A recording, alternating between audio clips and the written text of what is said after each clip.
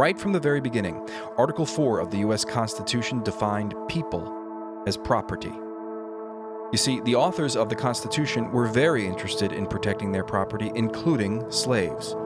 No person held to service or labor in one state, under the laws thereof, escaping into another, shall, in consequence of any law or regulation therein, be discharged from such service or labor, but shall be delivered up on claim of the party to whom such service or labor may be due.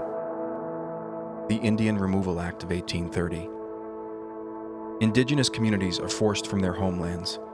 Over 10 years, 100,000 native children and adults marched thousands of miles west into unknown arid territory. 15,000 do not survive the journey.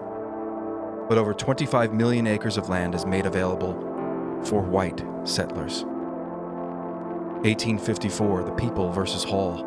Non-whites are barred from testifying in court. No black, mulatto, or Indian shall be allowed to give evidence in favor of or against a white man. 1857, Dred Scott versus Sanford.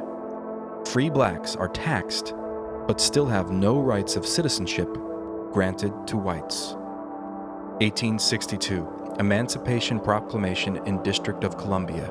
Slaves are freed in D.C., but former slave owners are reimbursed for slaves given up.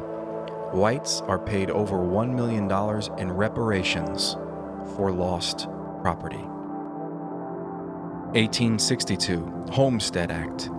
50 million acres of formerly indigenous land in the West, having been violently invaded by U.S. soldiers in violation of treaties, is distributed by the government at low cost to white settlers only. And 100 million acres of indigenous land are given for free to railroad developers. 1882, Chinese Exclusion Act bans immigration of both skilled and unskilled Chinese laborers. 1924, Johnson-Reed Act creates an immigration quota system based on national origin, favoring Nordics over the inferior races of Asia and Southern and Eastern Europe.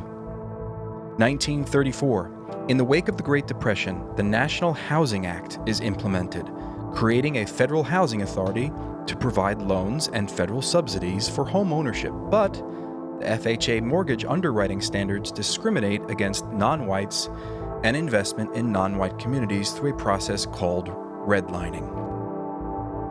1942, an executive order forces 111,000 Japanese Americans into concentration camps. And the war on drugs declared by Richard Nixon violently targets and imprisons people of color disproportionately through today.